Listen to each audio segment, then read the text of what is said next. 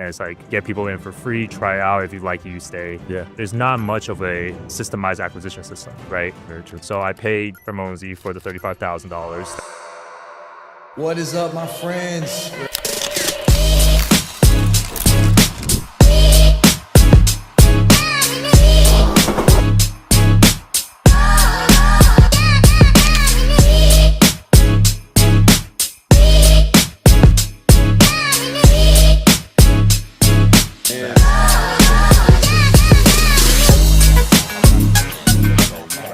All right, my friends, our first ever in-person G-Money Machine live podcast recording. It's the first for everything, so I'm super excited. We got my man Will Yu with us. I'm a lead gen guy. I'm an ads guy myself, so I know we're gonna have some great conversations here. Looking forward to breaking it down. Will, I know we got a lot in common, more than just the real estate stuff. We got the fitness background, the gym stuff. You started in the gym game a little bit, so tell us a little bit about your background. Yeah, so I'm a native New Yorker. When I moved down to the Tampa Bay area, I actually purchased a kickboxing gym called Kai's in Tampa. It's still around. Yeah. Like, I'm still an active partner in it. And when I first got into that space, I ended up investing $35,000 for gym launch. And For gym launch? gym launch, same like, let's go. Because for me, it was just like, okay, there's obviously something broken in here. You know, the traditional gym model is, you know, very low ticket, recurring, and that's all they're kind of gunning for, right? And it's like, get people in for free, try out. If you like it, you stay. Yeah. There's not much of a systemized acquisition system, right? Very true. So I paid Hormozi for the $35,000, and throughout that whole thing, I learned how to acquire clients on demand. So just how can we use leverage pay advertisement and to get people in the door. And then throughout his program, there's a thing called client finance acquisition, and he talks about a lot, right? How can you get your customers to pay for your ads? Yes. So you can indefinitely, like, infinitely scale up Print without money. without having a cap and just having the cash flow, right? And honestly, that business model actually, it's what he taught actually works better for the wholesale real estate game because of the cash that you can collect. Exactly, bro. Right. So that's kind of what we did. My company, REI Transfer, we run an agency directly for acquisition companies, for wholesale acquisition companies nationwide, where we generate the off-market leads. And because the spreads are so big, you don't even have to teach client finance acquisition. It just automatically happens. It happens, exactly. Yeah. Dude, spot on. You know, being a gym guy myself, I remember back before he was Hormozi, when he was just Alex and he was running gyms, and I followed him for almost a decade online. And I remember being like, you know, when you're a young man, you have that ego, like, he's not any better than me. Like, I could turn gyms around. Like, I've been doing this for a long time. Right. I remember watching him, but he had the handlebar mustache, and I'm like, this guy's a clown, man. With the man bun? Yeah, and then you saw what happened for him, and like he obviously was great at what he was doing. So I didn't know actually that you had done gym launch. That's really cool. But I love what Hormozi does with, just like you said, like being able to use acquisition to fuel the machine and print money. That's very much so what we strive to do with deal makers as well. So you not only run the agency though, you also run a wholesale company. So I know a lot of people are like, oh, if you're so great at generating leads, like why don't you just close your own leads? Why do you need to be an agency? I know I've heard this before. Right. I know you get the same thing, but you're still doing it. You're closing deals. So the only reason why we still run an acquisition arm of our business is because we test creatives and ads on our own accounts first prior to rolling out to clients. That's nice. Because I feel like it's only fair to do so, right? And sometimes some of the ads that we put out there, it bombs, right? And it just, for just basic ethics, right? It doesn't really make sense if I'm testing it on your account if you're spending money, especially if my clients, I have guys that are spending, you know, 30, 40, 50,000. And if I put a bad ad out, then I could waste thousands of the dollars. Yeah. Well, so I'd rather test it on my account first. And if I'm getting all these leads, I'm like, dude, might as well just post on them.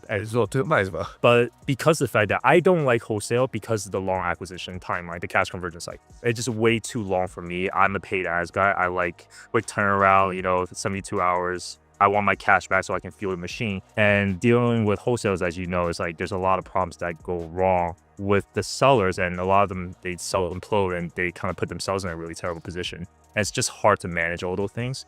So that's why, like, for us with our acquisition, the wholesale arm, we do purely innovations, and that's where me and you kind of like we're in alignment on that. About that too. So I somehow built a very relaxed wholesale business where I probably spend an hour a day on it. I just meet with my acquisition. We have the dispos handled by an agent, and that's it. That's what I love. All you really need, dude. First off, I gotta say respect for what you just said, because as a marketer, as somebody who's seen both the good and the bad from different agencies, like saying, hey, I'm willing willing to like test with my own money. I'm willing to like not try new things on yours, because like that's how most agencies are doing. Like they're just saying, hey, you record this creative and let's try this new thing. I don't know if it's going to work, but I think it is. But you're saying, hey, like, by the time I deliver it to a client, I've already tested it. I know that this is going to work and I'm confident in these ad pieces as creatives. Right. Awesome. And a lot of the guys that I work with, it just, you want to be making sure like whatever you put out there is not because of the creative is wrong.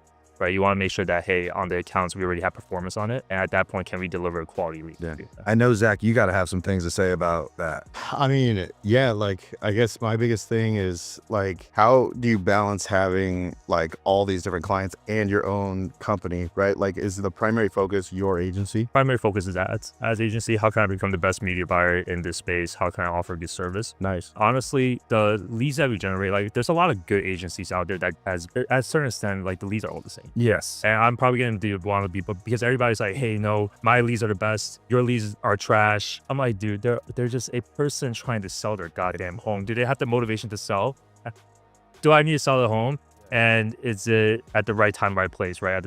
And you negotiate into a discount. Yeah. So it's like, for me, what I can offer my clients is just having real estate experience. I'm an investor myself. I know how to underwrite deals better than a lot of the people that are actively doing wholesale. Yeah. So when a client tells me, hey, I don't know what to do with this lead, I tell them, give me the numbers, like, let's underwrite it real quick. And I can tell you, hey, this is how you should structure it. Dope. Right. Like right now, we have a deal that I'm buying in North Carolina. I'm getting paid to purchase that deal. You know the Morby method? What kind of structure is it? So it was a auction. We had him file blanket bankruptcy. My buddy Anthony actually helped me out throughout the whole process. Awesome. And we we filed blanket bankruptcy, and then we structured a promissory note at the back end. So once we DSCR, so we have hard money. Nice. That's funding the whole purchase. So I have zero money down into that deal. And by the time I DSCR, I can pay his promissory note out, and then I get a free house. And then when I lease option the home out, I get paid probably, I can probably get like 5-10%. Let's go. And I can keep, obviously, we know how lease options where we can constantly just They're not roll it. they're not going to take the option. They're going to end up leaving. I mean, if they do, great. But if most of the cases do. Yeah, so we understand that. And that's Creative Finance 101. There you go. I mean, that's looking awesome, bro. Yeah. I mean, congratulations on this fire deal. So you said somebody helped you through that, and that was just from you helping. You said, was it your lead that that was just one of my leads. So I'm trying to explain to people, like, this kind of structuring, most agency people, they have no idea. They've never bought real estate in their past. They've never structured a deal. So for me, this would have been deadly, right? There was not enough equity right away. There was no way a cash sale will work. And the tight timeline because of the foreclosure process, like, it's going to be very hard. And this was a semi-rural market. So it's, how can you squeeze the juice out of every lead, right? I turned a no deal into a $30,000 paycheck. There we go. Because I understand the game of real estate. I know how to leverage the bank. I know how to structure a deal to make it make sense, right, for an investor. So I'm curious, that brings up another question for me. So like, you've got all this knowledge, right? Like, what do you do? Do you vet a lot of your clients to like be at a certain level of understanding? Because like you're saying, like, how there's that dichotomy, I've done a lot of lead gen and built an agency of sorts, not in the real estate space, but, home services, stuff like that. And there's always that dichotomy of like, the marketers are always like, oh, these guys suck at closing leads. And then the sales guys are like, these leads are trash. So how do you balance that with like running your agency? Like when you're about to take on a client, like, do you require a certain level? Because if they suck, they're going to blame you that leads are bad. Oh my God. Right. You probably think we think your leads are great because Daniel and everybody else closes every single one of us, feels like, Karen's team and everything. But I guess I was just curious, like, how you balance that with, running your agency and growing it, right? Because, or I don't know, just if you have any like experiences with that. It's like 80-20 principle. Like 80% of the people in this space they're not going to exist in the next year or two. Yep. And it's like, as an agency partner, as a marketing partner, like, your goal is to be able to give them enough tools for them to be able to succeed long term, right? So for me, I work with enough people at a high level where I know that the quality of leads that we deliver can be closed. And I have guys that are making a baseline, from 4x return on ad spend all the way up to, 12x. So if you're getting this, if we're using the same funnels, disqualifying the same for motivation and whatnot, if you're not closing at a certain KPI, typically I can tell you is your sales process, right? And one of the things that we want to start implementing within our own system is like call tracking. I think that CRMs are overly complicated nowadays, where you have all these fancy buttons.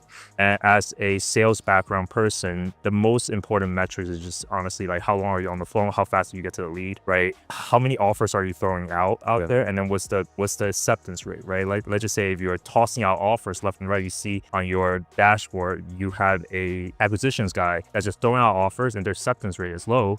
There has to be a reason behind that, right? Maybe they're not building enough rapport, they're not structuring the deal correctly, they're just maybe just throwing out offers for the sake of just getting it out there. Yeah. And they start negotiating. Like we want to be able to see all those things and be able to tell our clients, hey, what are you messing up on? Like, hey, here's where you need to kind of like tighten things up a little bit more. And we want to offer that sales support too. Awesome. Yeah. Bro, I love that you said that, bro, because I've been quiet this whole time, brother. But my team knows that I'm a guy. If I send an offer, it's getting signed. Simple. Right. You know, and it's not a cocky thing. It's a building that rapport, right? Spend quality time with that seller. See, are you wanting to sell or are you needing to sell? Those are two different things. Wanting is you don't have a timeline. Needing to is that timeline is either near or far, right? So I need to find out that timeline. And to your point, now I know where I need to negotiate. Is it a timeline thing I need to negotiate? Is it a numbers thing I need to negotiate? But it's something that I need to negotiate, right? So once I get that, that's how I qualify what I'm working with. And to your point, go ahead, get the deal closed. You know, I was actually just going to tag you in, Daniel, because Daniel leads our academy. We close a lot of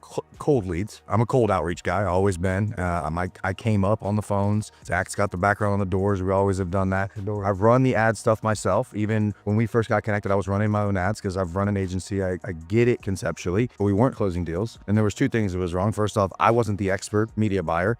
Second is I didn't have a closing team that was in place. You came in when we had closers where you were generating leads, and I knew they were good leads, and we still couldn't close them. And now we brought Daniel in, and now you've closed a couple, I think 2 off of the inbound leads already, right? Hey, and more. Sure. That was the metric as of the last couple of days. I was actually going to ask you because you were 2 for 2 on Will's leads. So I believe I'm 3 for 3. Oh, Yes, and I have we might have a he's supposed to have a call scheduled here soon. He said, I got to sell it from the inbound lead. So you got to call, man. I believe recording, but not for sure. so you obviously can tell a dramatic difference in the motivation level, the quality of a warm inbound lead versus all the cold stuff that we touch with students. What do you think changes the most, right, in talking to a cold lead versus some of the inbound leads that come from Will? So I would say with inbound leads, it would be the instant rapport, right? Like I'm treating Zach like, hey, I don't know you, but I kind of know you. You filled out my form. I didn't fill out your form. So I came for you, but you came for me first. And what I mean by that is you initiated the conversation before I even called you, right? So I say, hey, Zach, how you doing, sir? I see you filled out my form and I'm here to,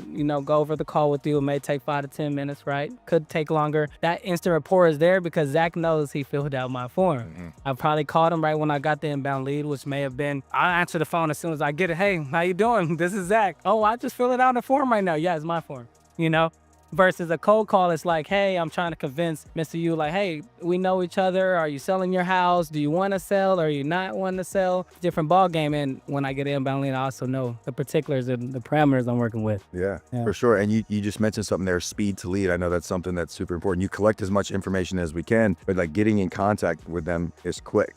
Getting in contact with them quickly is so important. Yep. Like that was one of the issues when we first started together where my systems were broken, right? Where like my team wasn't getting in contact with them quickly. So as the expert media buyer, like how important do you think it is to touch leads as quickly as possible? And what kind of differences do you see for clients that are able to touch them quicker versus ones that wait? So you have to really think about like the psychology of an inbound versus outbound, right? The outbound lead, you don't know where they are at in their journey, and you're kind of just throwing shit. Excuse my language. The hell at the wall, hoping, right? And once in a while, it works. But it's a time. But as a team is expanding and you guys are evolving and you're hiring acquisitions, you want to make sure your best salespeople feel like they're making money. And just talking to random people that's kind of, you don't really know exactly where they are in their journey. It's kind of like a morale killer, right? But with the inbound lead, they're actively searching for a solution. And I'm pretty sure everybody in here has clicked on a Facebook ad where they fill out a form. The second you fill out that form, you're going to get bombarded with like ads from many other companies. Yeah. Right. At this point, when I buy things for my lady on Valentine's Day, I click on one thing that I think she'll like just to get market research. So that's tip and trick for like people that have a relationship right there for you. I will literally click on 5-10 ads of things that I know she will like in companies she has bought things from, just so I can get fed ideas of what I could potentially give. Wow. Right. But that's the same meeting. Your media buyer boyfriend, right?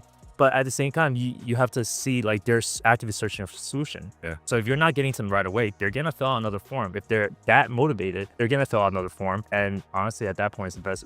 Whoever has the best sales process, right? Yeah. And one of the things that we implemented, courtesy of my new partner Garen, that really has helped tremendously is literally making contact before, you just touched on this, before they finished filling out the form. So breaking it into 2 parts where they fill out their name, first name, last name, like email, phone number, whatever that initial contact set is. They hit submit, then it's going to go ask them about the house. By the time they get through the second question on the house, the team's on the phone with them like, hey, I just got your information. And they're basically helping walk them through the rest of the form. And now you're talking about speed to lead. I mean, we're closing the conversion we are because the seller's like, oh my God, I haven't finished your formula. Like, I'm not done yet. But getting them now, like, there's no gap there, right? And to the point that you just made, like, we're not the only ones doing this. And we all know this. Like, we're all as marketers waiting for somebody to get you in so that we can all then hit you again, right? So by understanding that and then tying in, of course, the sales part of what we do, right? Marketing and lead gen is one thing, but like, we want to get in touch as quickly as possible so that we can get the conversion, not give them time to think about it. Yeah. Because once they leave that, especially on Facebook, and actually this kind of leads into another question, the difference between Google and Facebook, right? Yeah, I was actually Because I know on Facebook specifically, it's about scroll stopping and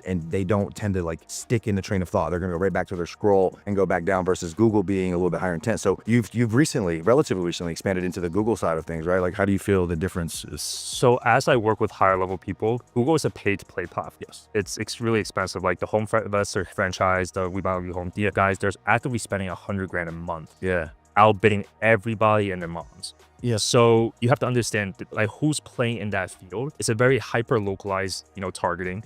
With Facebook traffic, that with special ads in housing and credit, which we have to run in housing or credit, it's anybody that lives within a radius or travels within. So sometimes you might get more like rural areas. You might get, if you target Florida, you might end up getting, sometimes, Georgia. And so it gets really wacky at times. But for, let's just say if you're a company you're flipping and you can only service an X radius of an area, you're kind of beat when it comes to Facebook ads. It just doesn't really make sense for your business model. So therefore you have to play on the Google side. But the guys that are primarily heavy on Google, they're typically fix and flippers. They have a lot more margin. Yeah, exactly. Right. And there's contractors I know and big teams, construction teams that will get a job and not make money just to feed their team so they have more jobs. Right. So those are the guys you're competing against. Yeah. Guys that are willing to lose money to get a deal to feed their staff.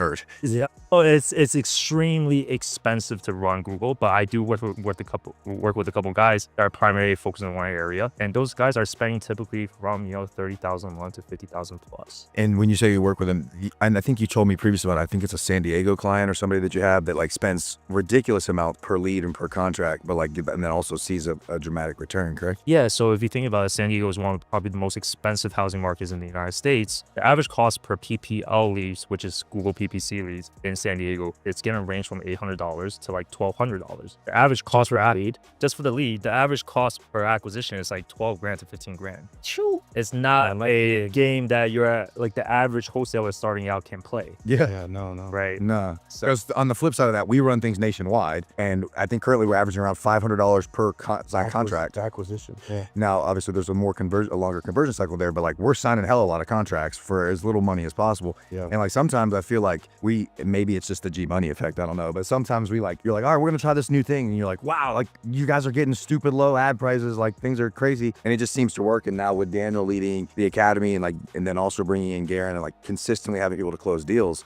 I mean, we're ramping up, but we're getting ready to be some of these top spenders for sure. Yeah, I mean, I was basically just really what that attributes to is like what you've been able to do as a leader to pull all of these people, pull Will together to be an expert at media buying, pull me and Brennan and Charlie together to be systems and processes guys, like getting people the right information when they need it. Daniel leading the academy, Garen, sales team on point, and Dispo, right? It's just like, yeah, it's just a big testament to that. And as you've probably seen with other wholesalers or maybe even in your own business, right? It's like you have to have all of those things dialed in order to really like make paid ads work, right? Like you were saying, you were spending money on paid ads. I've seen this for sure, running paid ads for other people where like Will could do the best damn job in the world, but if he doesn't have clients that have their shit together, it's gonna, a lot of things are gonna fall through, right? And we also can gauge that on our end too of like, okay, leads are coming in, like if our cost per acquired contract starts rising, like now we know where to go look. So it's really cool when you do have everything super dialed, and you can actually literally see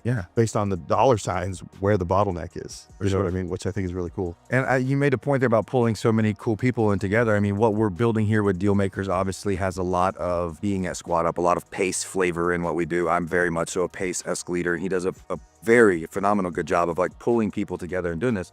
That's why you and I came together, Will's doing we're all is and all is there. So, with that being said, you're like pulling the right resources in to make it work is incredible. Because when I first started spending money with you, we were just pissing it away. And like this is what separates those that get it and those that don't. Was like I knew going into it that I was gonna piss the money away. I knew that I had to spend the money to learn, to build the process, to recruit the people. Lessons. And so like I'm not really pissing it away, really I'm buying my education, but to like Chelsea and others are like calling the leads and not getting deals. They're like, what the hell? We're just wasting money. I'm like, nah, it's a learning process, right? And so after we got to dial in our side, then I could go back to Will now and say, hey, we're building something very big here. Like what we're doing at Dealmakers is large and it's different. You mentioned novations. We're not building a standard wholesale company. Right? We're doing a tremendous amount of novations and we are doing it all through collaboration at an incredibly high level. We have incredibly high goals of 1,000+ contracts this year, which doesn't happen without paid advertising, that's for sure. So now after, I think it was basically 90 days between running ads with you and then building all my shit and like getting all the cool people and putting it all together, and I come back to you, I'm like, all right, I think we got it ready to go. So we start running again and then we're just knocking it out, right? So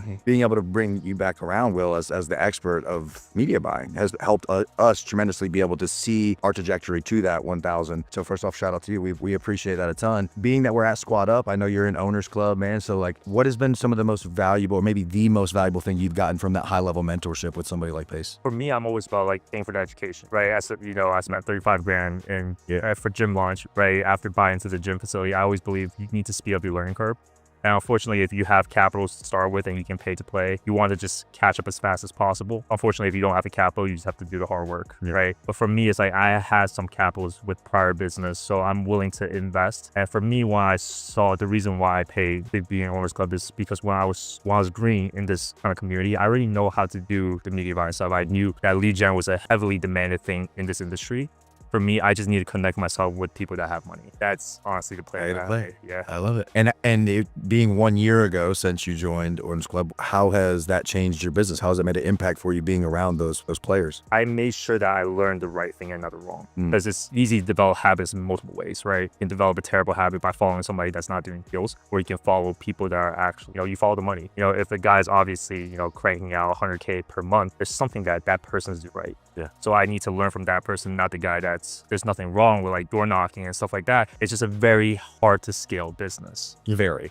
It's like you have to I tell people every marketing channel works, but you have to understand the economics behind it and what your marketing channel is meant for. And if anything, at the highest level, you should be utilizing multiple marketing tools, not just inbound. You should be doing outbound to train people, right? Fill out that kind of that grit with your sales team. But with Owners Club, I just realized like there was a few guys that I learned from that was like, oh, you guys are high producers. So it's like, how are you treating leads? Like, how do you keep track of KPIs? Are you asking your people that are generating leads for you questions based per lead, or are you looking at it as a broader whole, right? And at the end, I concluded that most of the guys that are at the highest level, they don't judge lead quality or marketing channel per lead. They look at on a weekly basis, cost per lead, and they look at monthly basis, like okay, is our offers being accepted, and they look at quarterly basis to judge the overall marketing platform. And then you make educated decisions based upon those data. They're not judging one lead per one lead. I work with some people, like you were saying, it's like, how, like, do you work with guys that are not doing deals? I worked with people in the past that they're messaging me every single lead that they get. And they're like, well, this guy is a mobile home. It's like, dude, like we disqualify for those. Like, I can't help it if they lied. They're listed on the market. We disqualify for on market. They could be lying. It's like, I can't control per lead. It's like, what's your overall metrics? It's like, well, I was like, how many leads have you gotten? It's like, well, 12. I was like, well, on average for a really experienced acquisition team, 1 out of 12 to 15 leads become a creative, on Facebook specifically, creative or innovation contract. And then if you're really good, you might squeeze out a cash deal from that. But most of the guys on Facebook, they're doing 1 out of 12 to 15 for innovation and 1 out of 20 to 1 out of 40 leads per cash deal. And these are guys that are like extremely experienced. So you just started out, why are you stressing out per lead? You're actually shooting yourself in the foot by putting yourself in that kind of like feast or famine state. Yeah. Right. Yeah, it's just a limited perspective. They can only see what's right in front of them. And as you advance in business, you learn how to zoom out and see how things actually apply on a grander scale. And that's actually the same reason why I joined Sub 2, because I'm like, I know how to do marketing. I know how to do lead gen. Like I could build a company, I could build a team. That's easy. But like I wanted more, right? And so Pace on my side, like I'm able to emulate the community development thing and the way that he builds and grows people, which in turn grows the business. So that's definitely some of the huge value points that I get from Pace. But But man, as we tie up here, how can people connect with you? Where can they find with you? What kind of requirements do they need to hit to be able to work with you? Because I know you got to be able to play the right game. Yeah, I feel like anybody that's done their, earned their stripes, right? Anybody that's done their cold calling, there's two people actually. There are two types of people. There's people that if you don't have any money to start with and you want to be in this space, inbound is not where you should start. No, you should be, earning your stripes. You should cold call, get a few deals locked up, do agent outreach, use all the free channels, understand how to negotiate with sellers, understand how to creatively structure a deal, get to the point where you're closing on average 1 deal per month for a minimum of 3 months straight, build up the capital, and then invest in inbound. Because in the end of the day, it's going to take you roughly 75 days to 90 days to get that marketing channel into a position where you're finally starting to reap the fruits of his labor, right? So that's the type of person that I want to work with, somebody that knows that it's going to take time and they're patient with their business. But the second type is, hey, if you have capital coming into here and time is of a restraint, you can sell, you just dump into the inbound, you're going to pour maybe 15, 20 grand to learn. But by the time you pay that money out, you should have learned so fast to the point you can speed up your learning curve by a year. 100%. And shoot, I want to give you your flowers, Will, because it doesn't matter if they go with you or the next guy. At the end of the day, bro, perform, right? So like, don't let this lead sit or it's not going to be a lead, right? Like, and a real example, bro, is I had this young lady, I won't say her name, one of the leads from you, and I called her, I told her my price point. She said, okay, I'll think about it. No joke, it happened where Zach said. She filled out another form on Facebook. This guy offers her $350. My price is not $350. My price is what I said it was, $322. I'm gonna stay where I'm at, but I build rapport, right? And I called her before that guy offered her, right? So she said, hey, can we go to $350? No, man, we can't. You know what I mean? But I performed and that lead came in and I performed on your lead. So what I'm saying is I'm giving you your flowers on. Doesn't matter if he ran the lead or you ran the lead. Call the lead, work the lead. If you don't work it, it doesn't make with a bag lead, you can't close it. Yeah, that was the main thing, guys. It's like, like I said, agencies, like the leads are all the freaking same. It's in the end of the day, your success is based upon what you're willing to put into it. Yeah. Just focus on that. Yeah. You want to work with me because you like my style? I'm a straight shooter. I'm going to yell at you. I'm going to tell you trash. But if you want to hear that, sure, work with me. But if you want to work with somebody a little bit nicer, then go with somebody else. I really don't give a shit. I mean, that's the... So, I mean, it is what it is. I love to hear that. So what's your Instagram handle? Where can people, or Facebook, wherever, how can they reach you? Yeah, they can follow me on Instagram, will.yus. That's my personal and my business account now at this point. They can directly book a call with either me or my team through reitransfer.com. Because we're running pay ads ourselves internally. So if you see one of my ads, they're opt in. Well, man, and if you're the other person that he mentioned that needs to get your stripes in first, you need to get the cold calls, you need to get your first deals. That's why we're here at Deal Makers Academy, help you learn how to generate those deals. Then you take that money, you go run it with Will, and that's how we print money on this Deal Maker side. That's for sure. So, Will, I appreciate you coming hanging out with us in Dallas, man. I know it's a busy weekend for everybody here, so taking some time means a lot to me and the gang. So, I appreciate you stopping by, man. What was the last year? You got to change, man. My fan. Thank you very much.